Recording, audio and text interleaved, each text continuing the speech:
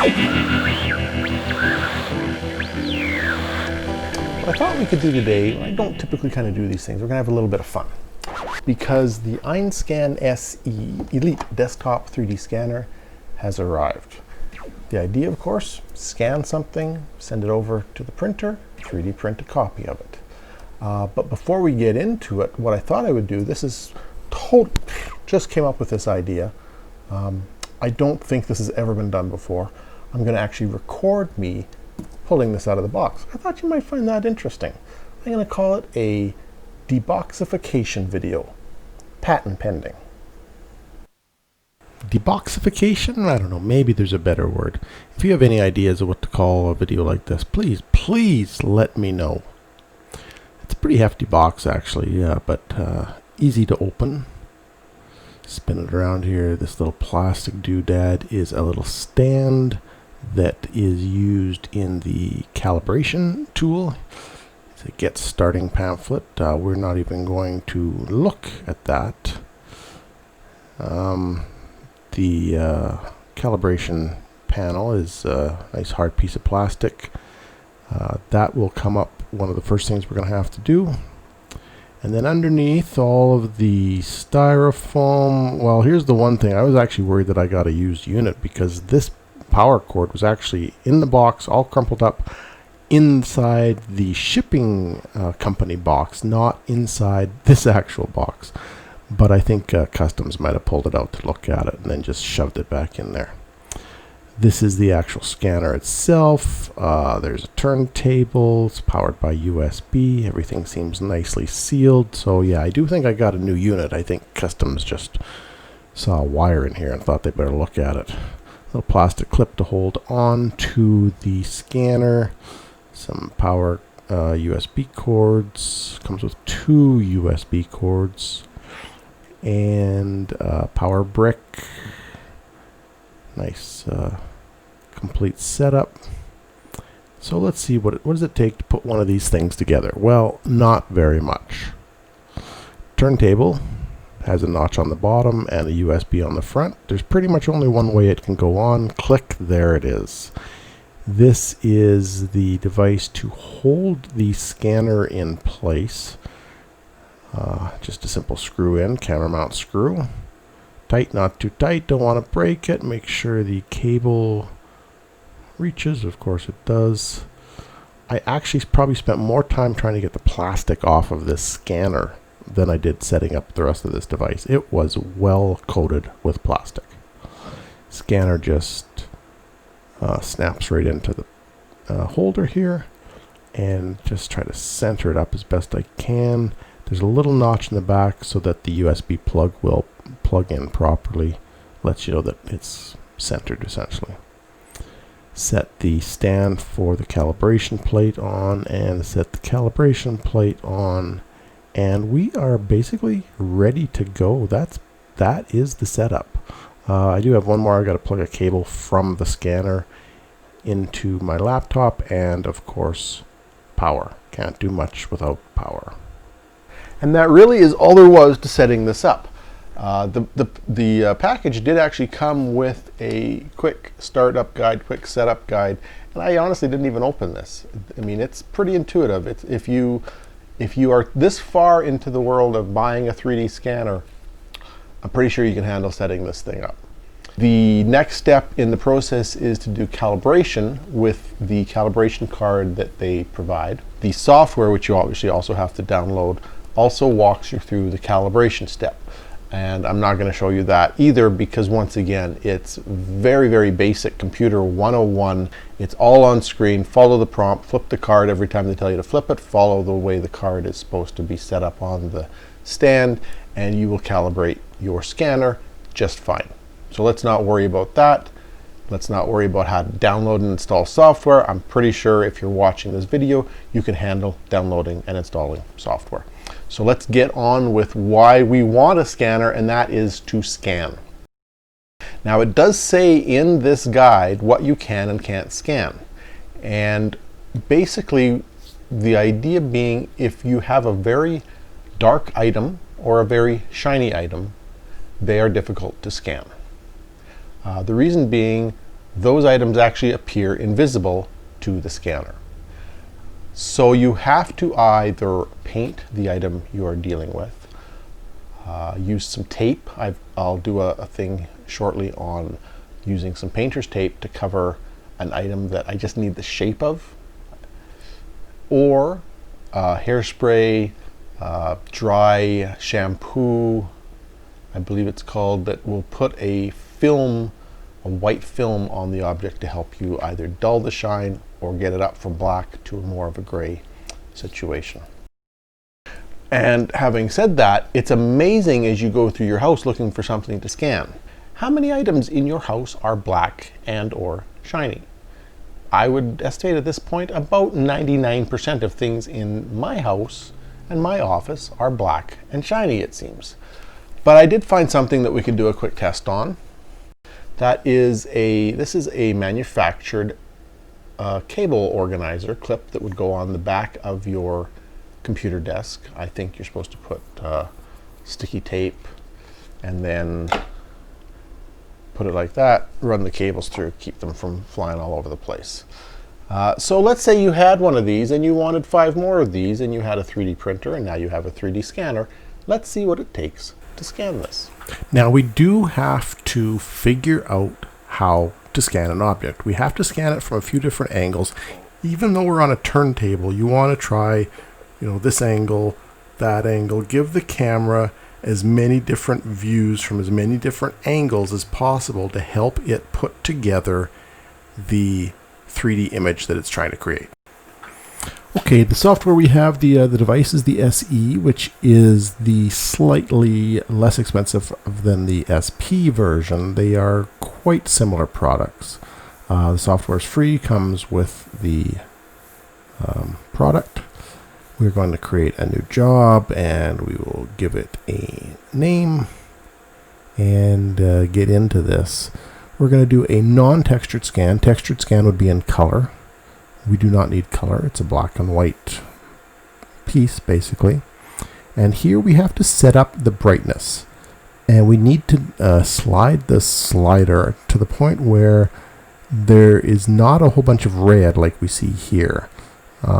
And a speck of red or two is not a bad thing, but you don't want this much red. And we seem to have a spot here with either some or no red. So we will go down to no red. The turntable steps we're going to set to 8. That is how many turns it takes for the turntable to do one complete rotation. So whatever 360 divided by 8 is, that is how many degrees each turn will be. And we set this thing to scan. We'll let this first scan. We'll let this one go in real time. Free ad for McDonald's coffee there. There, I said it. McDonald's coffee. It's the best in the world. Send me some free stuff. It takes probably maybe 8 to 10 seconds for each scan. We are doing 8 scans per complete rotation. So in the end, it took about a minute and a half to do this full scan. And essentially what it's doing is it's taking a picture from that front angle. It's got a projector that's taking 2 camera images, left and right. The light in the middle shining these different patterns of light on it to help it figure out the depth of the object that it's scanning.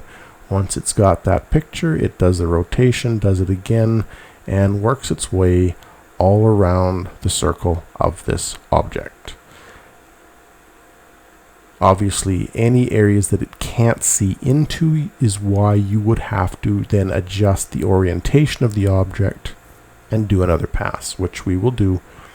The software, especially when it's on the turntable, is pretty good at being able to say, okay, well, that from scanned series number 1 and this from scanned series number 2 line up together. And by knowing how many steps of the turntable it has used, it can figure out how to piece these all together. So here's our first pass. We do have the ability to do a little bit of editing. We can remove items in the scan that might be confusing the software. from what we've gotten on this, it looks like everything is there that should be there. So we will say OK, and we will set the item up for a second orientation.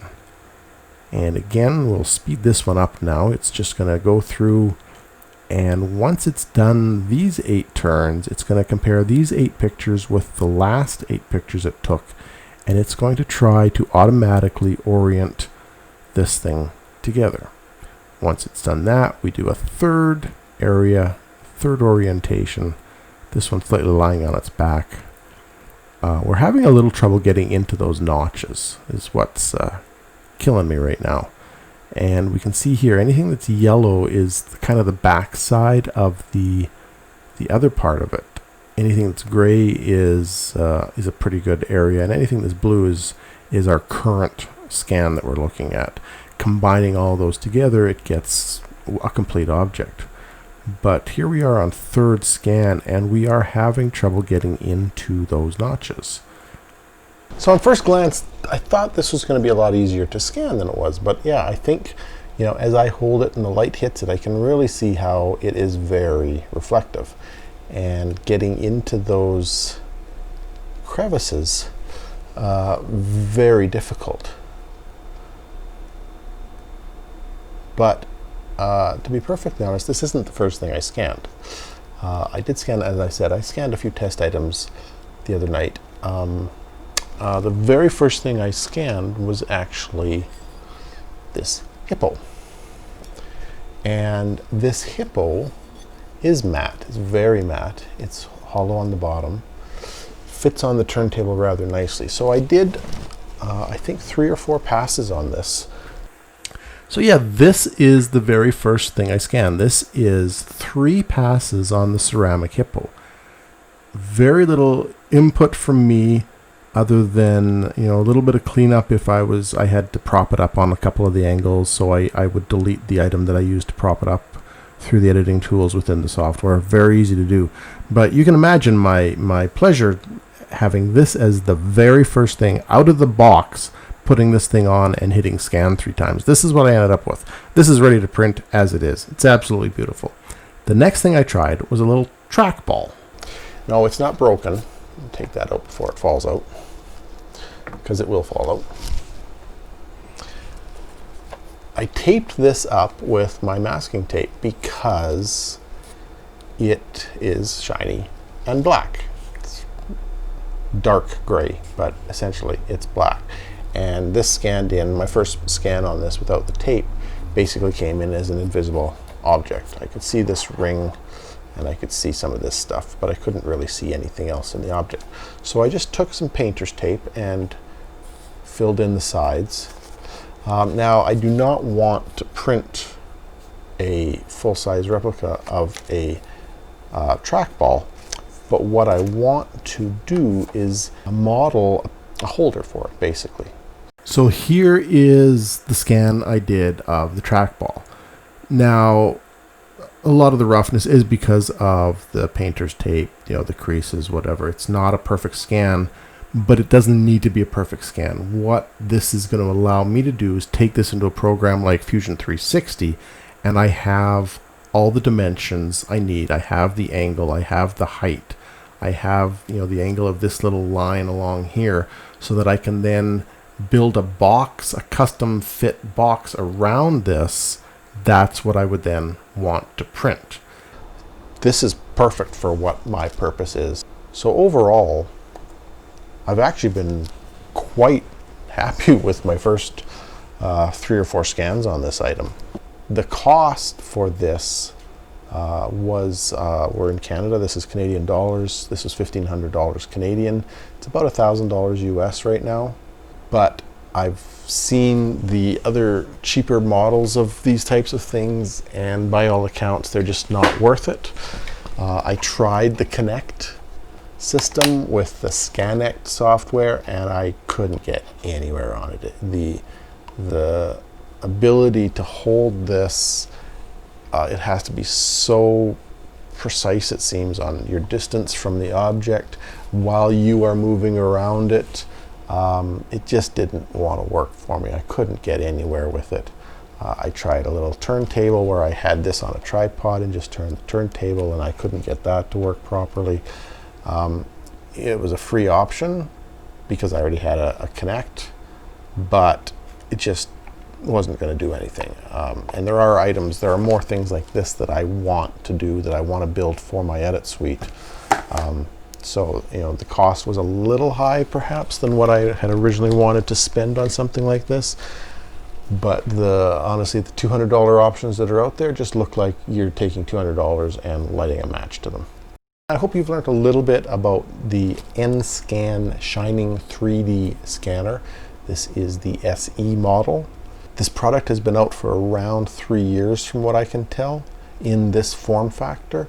The software that I downloaded when this arrived yesterday was updated. It's version 3.0.0.1. The software was updated August of 2020. So for a product that's 3 years old, I like that kind of news. That tells me that they are still maintaining their products. They do have some very expensive handheld scanners. I'd love to try one of those, but that is not in the budget for me to go spend $9,000-$10,000 Canadian to try to use those. Next up, we'll try this on a tripod, maybe try some outdoor scans, see how that works. But for now, we're going to just continue to play and learn how to use it, learn how to set up the proper dulling effects on our objects, and we'll see where we can take this to the next level. Thanks for watching.